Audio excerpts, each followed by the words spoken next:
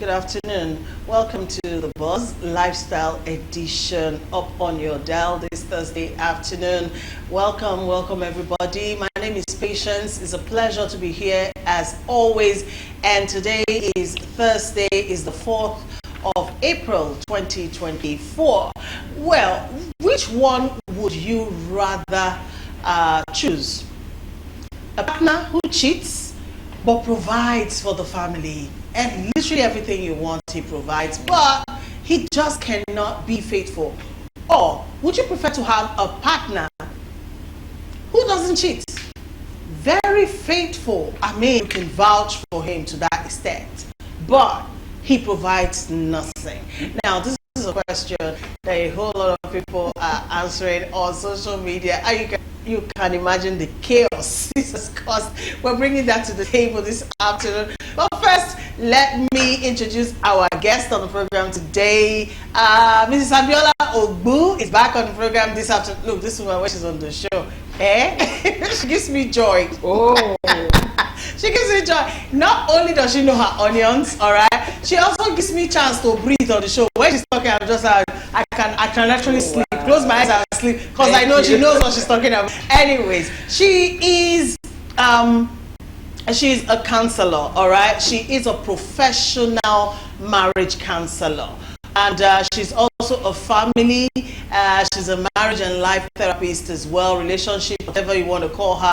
Her name once again is Mrs. Abiola Ogbu. You're welcome to the show, ma'am. Good afternoon, everyone. Good afternoon. Thank you for coming on the program. Thank you. And of course, Mr. Raphael Malik is here also this afternoon. I always like to describe him as the man who is blessed amongst the women. Okay, so this is me calling out to men out there. If you're a man, and you know, yes, and you know that you are interested in being a part of this program on a Thursday to contribute to relationship matters around lifestyle, just like Mr. Malik does, we would love to have you, okay? You can send a message to the line that will be on the screen shortly, all right? Just send a message and address it to Patience. I will get it. I'll get your number. I'll call you back, okay? All right, so, but having said that, let me say a very big thank you to Mr. Raphael Malik, who always makes time for us on Thursdays to come on the show and sort of like bring a man's perspective to the discourse. He is an IT guru, a data scientist, and he also joins us as a counselor on Thursdays. Welcome to the show, sir. Thank you. Good to always have you here. A pleasure having you always. All right, we have a third guest, but she's yet to come in. We hope she'll join us in the course of the show. If not, we move. Say, welcome to the guest. Thank you for always joining in. You can use the line that will show on the screen shortly to be a part of the program. Send an SMS to that number with your contributions or your questions. Okay. Having said that, there is a video of clergy woman Funke Felix Adejumo that is blowing up the social media space. Okay, so this woman, of course, she's quite popular on social media platforms, all right, because she's very vocal. Her ministrations, you know, always pulls the strings of the hearts of a lot of people because she is not basic. She always has her own idea of how things should be, how things should be done. And that sort of like has given her a lot of popularity on the social media space. And every once in a while, all right, people do bash her for some comments she makes that might not sit very well with people. But in this particular video, the clergy woman, Funke Adejumo, was actually advising single ladies on how they should comport themselves, how they should carry themselves, how they should behave themselves when they are visiting their in-laws or their in-laws to be for the very first time. And I looked at that video and I felt like this is what my mother would tell me if I was going to see my in-laws. In fact, that's what she told me, you know, and all that. So what's the big deal? But then, of course, you know, these days with these Gen Zs, they read things differently. Therefore, the comments that have followed this video online is the reason why the woman is trending right now. So we're going to take a very quick 2-3 minutes. Go listen to Funke Adejumo, you know, give advice to single ladies out there, and then we'll come back and we'll be reacting to the video. If you're just joining us once again, you're welcome. We'll be back. Okay, welcome back from that. Yeah, so that's the video that has gotten so many comments on social media. In fact, this woman has been on literally every television show that I can think of. Either her face or the video or this topic, people have discussed it like literally everywhere. So we're discussing it here today. To someone who is from an older generation, nothing is amiss in what Funke Adejumo said in that video. It's just the ideal thing, you know, when you're going to see your in-laws for the first time. But then, with this new generation, they're called millennials, they're called Gen Zs, however, you know, they present themselves. A lot of things that are ideal are no longer ideal for them anymore, all right? Now, some of the comments online are saying things like, are we going to be auditioning to be housemates in our in-laws place? Why do we need to pretend to be good so we're accepted? So many things, all right? That's why we are bringing it here to talk about it. So, ladies and gentlemen, let's wade into this conversation. First of all, I'll start with you, Mrs. Ogu, because this is actually affecting us ladies the more. All right, so what are your thoughts on this video and all of the advice the clergywoman gave? I will tell you the truth. She has not said anything amiss. For those of us that are from the oldies, at least I'm permitted to claim from the oldies, at least up to early 90s, what she has said is what you either hear from your aunties or your grandma or your mom when you are about getting married. In fact, there are cultures where you are sent to an older person's place to learn how to be a wife. And so all she's saying it now because she has observed over time that these things no longer mean anything to the Gen Zs. It's in this dispensation that you have a mother-in-law, a mother to a husband visiting, and then the wife to her son lock her out because mama did not tell us she's coming. So to the Gen Zs, this is strange, but what she has said, everything she has said is a good advice. First impression matters. Sometimes a good girl is being portrayed as a bad girl because she misrepresented herself to her in-laws. In all she has said good, just be yourself. For someone like me who married Kogito, Enugu, different cultures, where I'm from, we kneel down. My people don't kneel down. The first day I gesticulated for my husband, I said, come on, stand up, are you asleep? In fact, he banned me from doing that. But I took my culture to Enugu State. And my in-laws happens to be people I can call my grandparents because my father-in-law was 100 plus. Wow. My mother-in-law, she's still 98. So I do what I do from my place and ended up finding my way into their hearts. You don't show that you are at a point they say she's a graduate. I carry bucket to the stream to fetch water because that's what they do there. And I'm the wife to their youngest child. So I didn't have to come and show them that no, they carry water from my place. No, I was just myself. And because for someone like me who was ready, anywhere I married to, I'm ready to acclimatize. So I was drinking their water. I was doing, and they were wondering, where did you jam this guy? I said, no, I prepared. If it's another tribe, I've done same. So to the Gen Zs, who we as counselors will see a lot, because they don't believe some of the values with so much respect. Yeah, true. They don't. In our time, no one person trains a child. It's a communal thing. In fact, if somebody scolds you outside, you dare not open your mouth at home to tell your parents because from two punishment is going to come. But with this generation and what we see, we are copying the whites, we are copying so many things, forgetting that we are still in Africa. So what Madam Pastor Mrs. Adejumo has said, she has not said anything outside, anything strange. But then you see, the younger ones, some of the opinions they've expressed online is going what the pastor has said might mean you might have to pretend. That's not pretense. And act differently from what is normal to you. Someone was even wouldn't that be telling a lie? She said it's diplomacy. It's just trying to, even if you're going for interview, do I need to advise you not to go wearing your club wears to an interview? If someone advised you, so are you pretending? You're a club girl, fine, but you're going for an interview. Decency, that is common sense will tell you this apparel does not fit. So that's just what she's saying, that for those of you who don't know that first impression matters in in-laws. You don't go there and try to show them that I have money and maybe they are on the average or mid-low class, and then you just go there, they even serve you food and it's like, sorry, I don't go for things like this.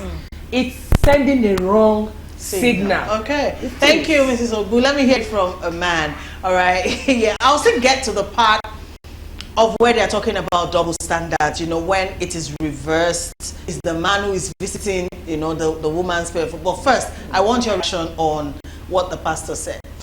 Well, I was trying to see how we could bring it home. When I mean home, closer to Gen Zs, how they reason and how this really matters to them. To an extent, I kind of lost that thought, but how do you explain to a Gen Z that wakes up in the morning and say high five to his father and mother, go to an in-law's place and kneel down?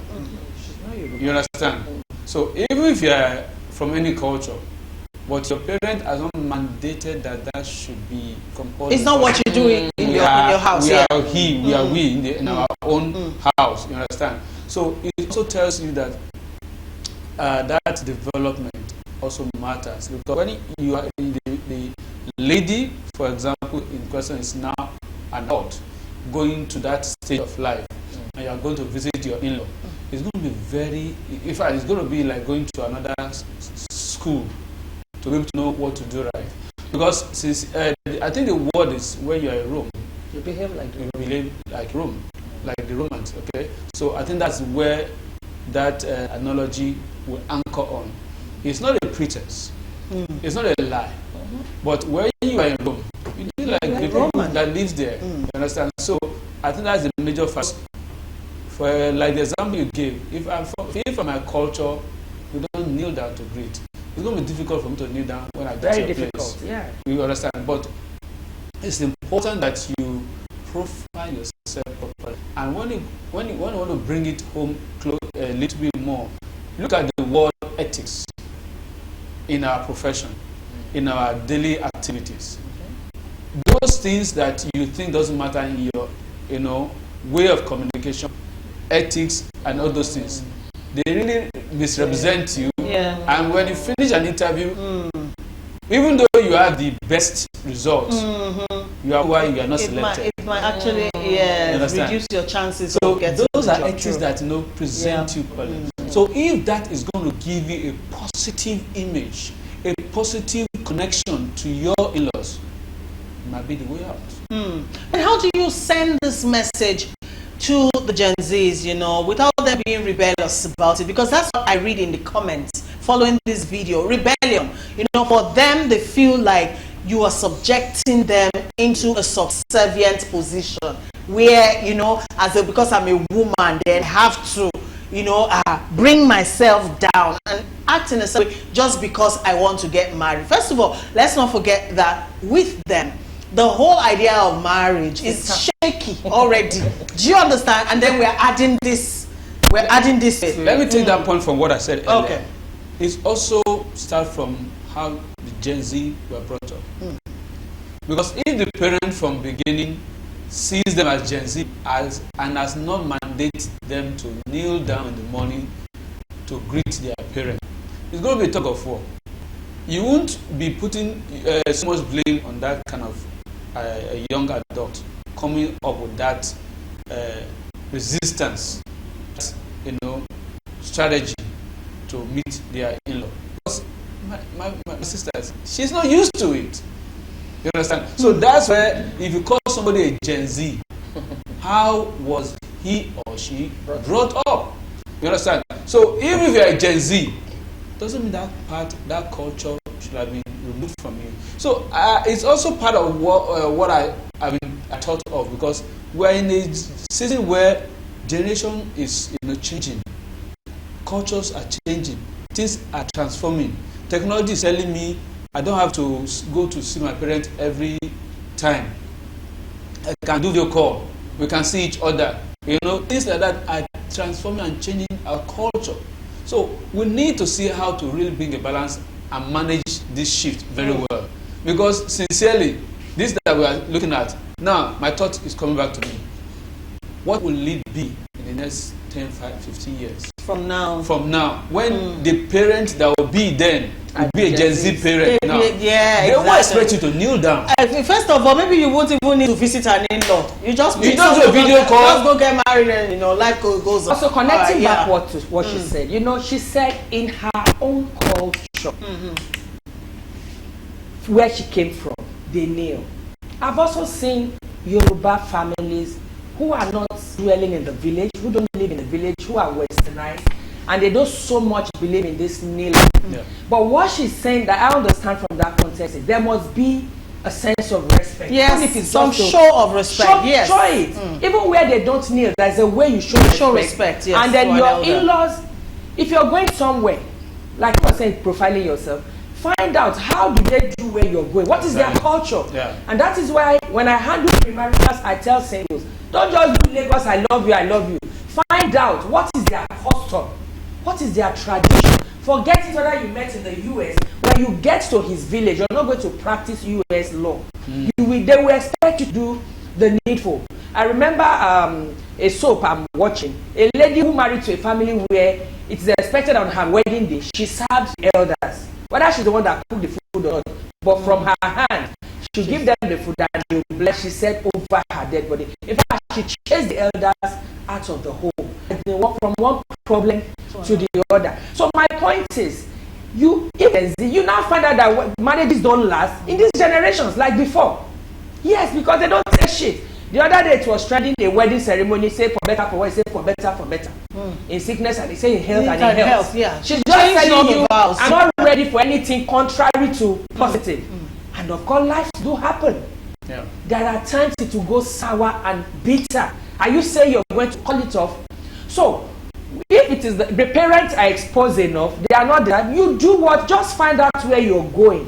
What are their values? The guy you're going out with, what is your family value system? Thank you, Mrs. Ogbu. You know, you just touched on something that is very expedient at this point in time. And I'll be directing it to you, Mr. Malik, because you are the IT, the techie person on the program. We also made reference to this particular point last week. The fact that, okay, yes, we are in a technology age and all that. Does that mean we have to lose touch with our values, our morals, the things that makes us grounded as a human being? Now, she just talked about life happening. Life does happen. All right, so this Gen Z, whatever, because everything for them, you know, is about easy, soft life and all that.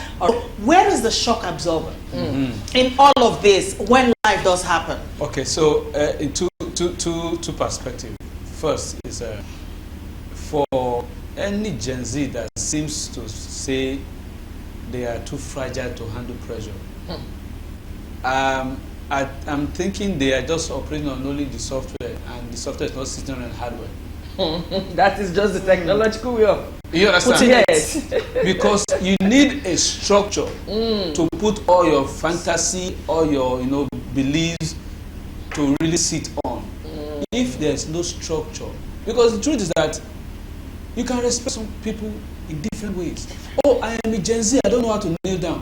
When you meet your in-law, hug them, full hug. Yeah, that's an example.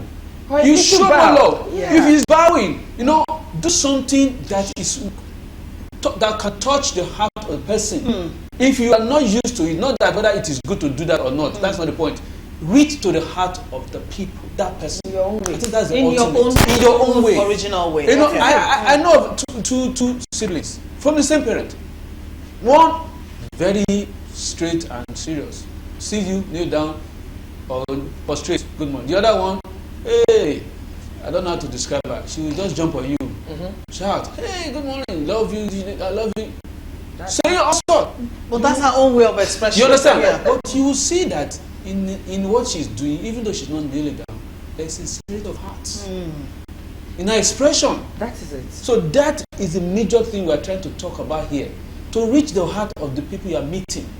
Whether it is kneeling down, whether it is hugging, or whether it is shaking, do something that says respect, says good, says that you actually appreciate and cherish these people.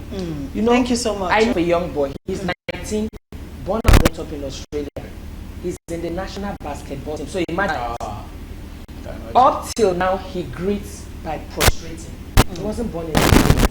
And people are not comfortable. And the mother said, if you are not comfortable, this is our culture. If you don't want him to greet, I will tell him, don't bother to greet them. But you can't stop him from his culture. The guy has his own beauty. You know, somebody in national team, but he will not greet you without going flat. Australia, not Nigeria. So if we, the problem I'm having now is we're having parents who were not parented, parenting children. So I'm just imagining what will happen in the next 5-10 years. These days, you even hardly can tell children to greet. You say, greet mommy. He will be saying, he's a child. The parents are greeted for the child. That doesn't go well with me. I get his pants. How can you not greet? My growing up, whether it's a mad woman, once you're on the road, goodness, whether they don't need to answer you. That is the training. But now you have to beg the child to greet. You have to remind them. Unparented parenting children. That's a problem. And you know, taking it from there, even our parents, you know, as grounded as they were in trying to be good parents and all that, they still missed out. They made missed out in some things. I'll give you an example very quickly. I remember a thought came to me, you know, years ago, and I felt like our parents, you know, didn't actually prepare us for certain things in life. I remember my mother, God bless her soul, when I was sitting for JAM, I wrote JAM twice. So when I was doing the second sitting for JAM and all, I remember my mom, she wasn't educated, all right, but she loved education. There's nothing she won't do if it has to do with school, with books, with education. You know, she'll sit down with me in the middle of the night, breaking melon. To keep you awake. Just to keep me company while I'm burning the midnight oil and reading for JAM. And I'll be like, Mommy, go and sleep. She's like, no, don't worry, we are reading together. Do you understand? So I don't fall asleep. She was there all the way. My childhood memories of her are she taking me to school, she would carry my bag to the gate of the school, then hand over my bag every single day. I remember my mother. But then I remember when I was getting married that I didn't get that kind of backing. Do you understand what I mean? Now, what happened with that is the first 1-2 months of my marriage, I packed my load and ran back home. Because of some things I saw that were shocking. I wasn't prepared. Nobody prepared me for. Nobody had that conversation with me. So for me, it was shocking. I ran back, and my father, hilariously was like, what happened? Just because she too never had such. You understand? You know, it wasn't an age where discussions around sex and all that was very free. Nobody told me a husband will ask you for intimacy morning, afternoon, night. So for me, that was strange. That was killing me. I couldn't cope. I ran back home. You know, my father after 2 days, what is wrong this time? I'm like, nothing. So he sent my mother, go talk to her. And then I opened up to my mom, and I'm like, I'm dying.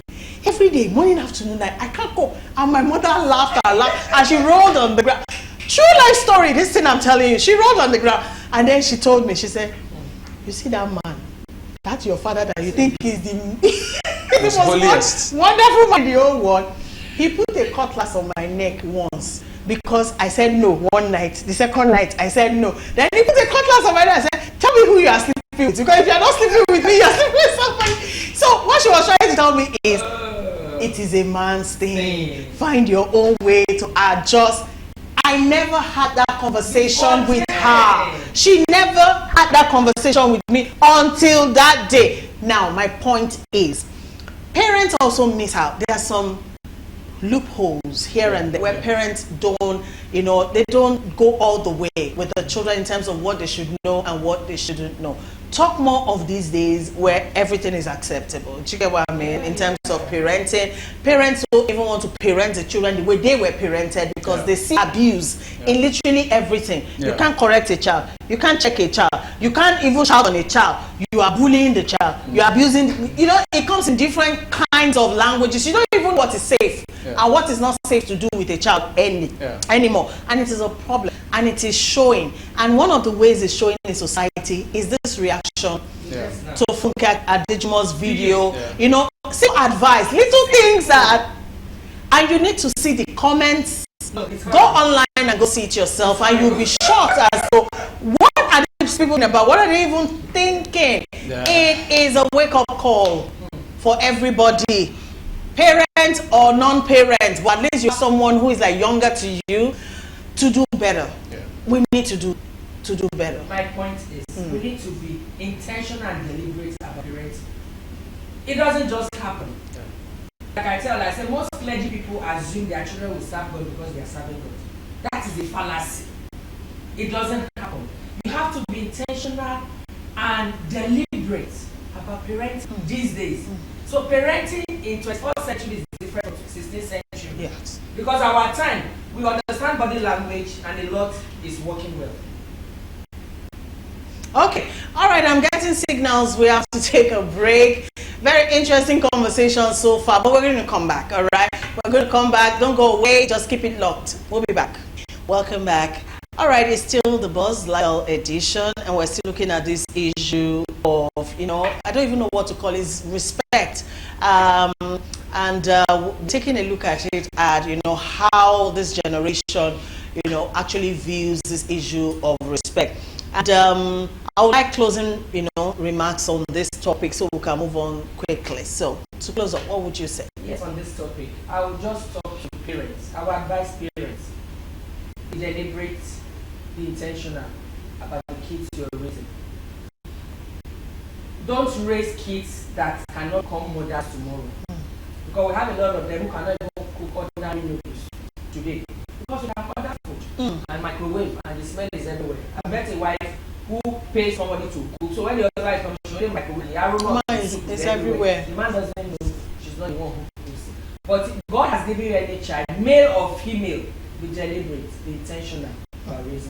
Thank you, Mrs. Ugu. Mr. Mali. Well, when it comes to personal value and value system, the simple analogy that my mentor always uses, when you look at the lifestyle of the so-called royal people and their children, you will never see a royal child sagging, misbehaving. You understand? So it's more of the culture and the values that we pass on to our children that build them. I know when you don't build and pass on such value, you are not building people that will lead tomorrow. So tomorrow we are going to have leadership crisis if we as parents doesn't take time to be deliberate about how we are passing on the value, whether it is in culture, it's in ethics, whatever it is. That value must not be eroded. If a child will hug you and show respect, good. If a child down and show that same value of respect, beautiful. But that value must not be missed out. Thank you so much. As much as we are also quick, to align with Western ways of doing things, because we want to look like we know what's going on, you're like that and all that, we still must hold on to our values, our morals, because that indeed is what makes us what we are, okay? Because a child without an upbringing is like a river without a source. It will dry up. And if you are raising that child and you are not instilling the right values into that child, you are just setting that child up, for failure in the future. And that's more like talking to the parents of today. All right, you might not like this clergy woman or whatever. Leave the messenger, but take the message. It's not about you portraying yourself as a slave to your in-laws. It's about you portraying yourself in good light into a family you are going to become a part of, okay? So all of those hateful comments online, they're really unnecessary because she hasn't said anything really out of place. Those are just advices your parents, your mother will give you. They're just normal things you should know, even as a human being. I mean, you can't be going to see your intended parents-in-laws for the first time and you don't have butterflies in your tummy. Same goes for the men. You should have, yes, you should have butterflies in your tummy. It goes for the men. Yes. It's always about the girls. I remember I kept asking, are you sure she would like? Are you sure she would like? It's not because I feel like I'm not worth it. It's just a normal thing. It's both ways. Yeah. Accepted, it's both ways. Will I be accepted? Please. Let's do right, people. All right, I know somebody here reacted to that, says, good afternoon, the boss. I think she might be right. That's talking about Funke Adejumo, because some mothers will not tell these things to their female children. Though I'm not married, And first impression matters, and I don't need to pretend. Of course, Regina, you don't need to pretend. It's not about pretending. It's just about you, just showing that you were properly brought up. Okay, that's just what it is. Okay, so you're still watching the lifestyle edition of The Boss on Galaxy Television. Moving on very quickly, another question that people are reacting to online, very controversial, is this. Is it better for you to stay married to a cheating partner who provides than for you to be married to a faithful partner who does not provide? Choose, like they say. Who's going first? Miss Ogu. When I saw this topic, the therapist in me want to respond. And I asked myself, is everything about money? Fine. He's providing everything. He sends you a vacation, bought you a car, you are living a life of affluence, large and okay. But what about mental health? What about the emotional and psychological effects, negative effects? This cheating, adultery, it's adultery, has on you, on the family, on the children. And the consequences of adultery doesn't just end with the two parties involved. It goes into the extended family, friends, family, everybody around the children, especially the children. So there are negative effects this has. Number one is emotional turmoil, where the person, the impact is so much that the spouse who is being cheated on have this feeling of inadequacy, self-doubt, and low self-esteem. Or when trust, which is the foundation of any healthy relationship, is being shattered, and the partner who is being betrayed have this sense of betrayal, anger, which can lead to rage or despair, sense of hopelessness. You have also breakdown in communication.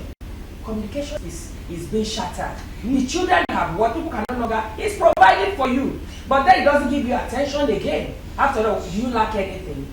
And then for the person who feels the money, after all, my needs are met. Did you marry for money alone? What about your emotional needs? What about those times you don't need that man to be there for you? And he's not there, he's spending that time with another woman. Or some have the audacity of even bringing the other woman to the house, and expect you not to react because your needs are met in quote. So communication is destroyed. Then you got to talk about even financial strain. Like I used to say jokingly, it's very economic with decent. Yes. What you manage with your wife and she will pray for you, the side chick does not manage. By the time you give madam 50,000, say, to manage for her this thing, she will say, God bless you, where you take it, the Lord will increase. Side chick might be demanding for bone straight 400,000, and he's not giving you option. It's like that. Do you still want me? So it's more expensive. The money you have planned for future, maybe for children, you start spending it where you should not spend. Let me interject, Ms. Ogbu. What if there is no effect? I'm asking. Hold on, I'm going somewhere. Because these days, a lot of women are coming into marriage with the mindset. Their minds are already prepared that every man cheats. So they are expecting the man to cheat. But at least if you are going to cheat, make sure you take care of me and take care of my children. What if you already have prepared your mind to that effect, whereby you know that, okay, this man is going to philander, all right, as long as he's providing and all of that, and then you just close your eyes to everything he's doing. That is what if it has no effect? Self-denial. Denial. That there's no effect. Those people, if you have seen anyone who feels the husband is cheating, she knows. I even know one of my former boss said his wife used to pack condom each time he's traveling. Say, I know you do, but she don't bring disease home. You think she's happy? Have a one-on-one and you know her deep pain. They think there's no effect. As long as, okay, that money he's providing, can it meet your emotional needs? There are times the man is not there physically and you just need your husband around you. It has effect. The one that is even more painful is the impact on the children who watch this relationship being shattered, who at a point will start feeling guilty that maybe they are the cause, they are ashamed, it affects them academically. A child is in school and maybe you just watch them have a little argument that even resulted in some push, and there's a class has daddy blow mommy's face? You know, all that. So, and then if care is not taken, they are living in fear and anxiety of in the future the same thing might repeat itself, and they say it's generational cause. It's not generational cause. Something has happened, and if nothing is done, they will repeat the same thing. So if anybody says there's no effect, there's what we call there's a situation where something is happening to you, but you don't know. You are not conscious of it, but outsiders know that something is wrong with you. It's a phase. There is a phase where you know something is wrong with you, but people don't know something is doing you. It's a phase. There is a place where you know something, but it's only you that knows. So it depends on the person. For the person to now say there is no effect. Okay. It's denial of the highest order. Thank you so much. Mr. Malik, what do you think? Is it not better to cry in a Range Rover than to cry in a keke napep? No, there will be in the Range Rover. To put the tears, right? You understand? Oh, nobody will know. And it's better to die in the Range Rover then. Well, you have said a lot. Quite an interesting talk. A cheating partner who provides, or a faithful partner who cannot provide? There are two extremes. So I want to say categorically that you will not like to find yourself in any of the extremes. Okay. That's the truth. The effects are uncountable. You know, I simply appreciate the point you have raised. I want to just mention one side of the effect that might not be visible to the human eyes. See, you find that there are things that will happen to that family you cannot explain, even though money seems to be covering it. Okay. A lot will be happening you can't explain.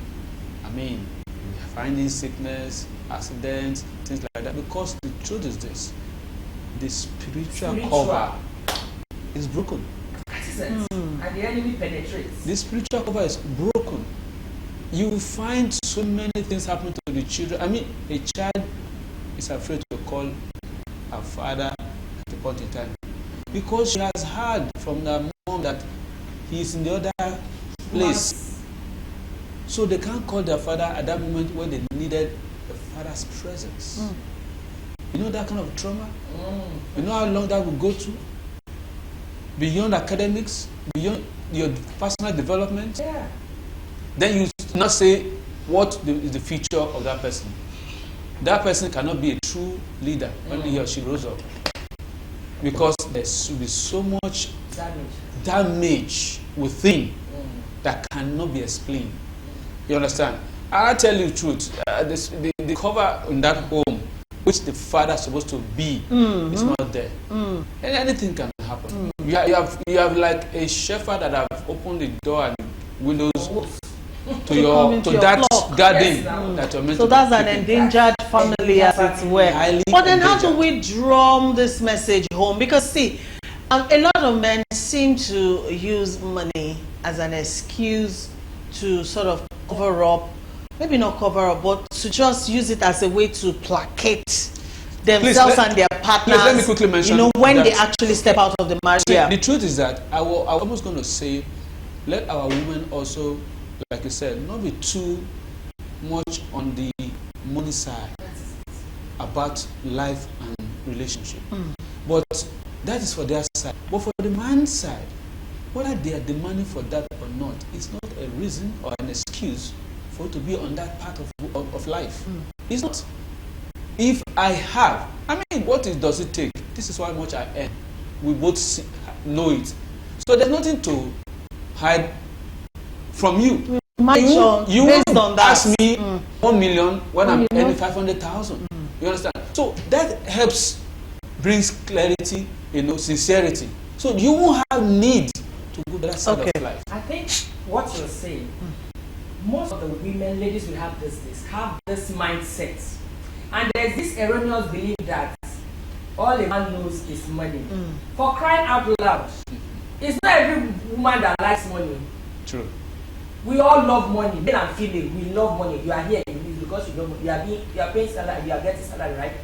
But what I want to say is, some men always think giving of gifts is the love language of every woman. No. The fact that it's the love language of a woman you once dated doesn't mean is the love language. So you have to find out what is the thing. There are women, if you don't give them money, but you are meeting, you are helping them, you are affirming them positively. Acts of service. They are loved. So, and women are the one who are putting themselves in this position.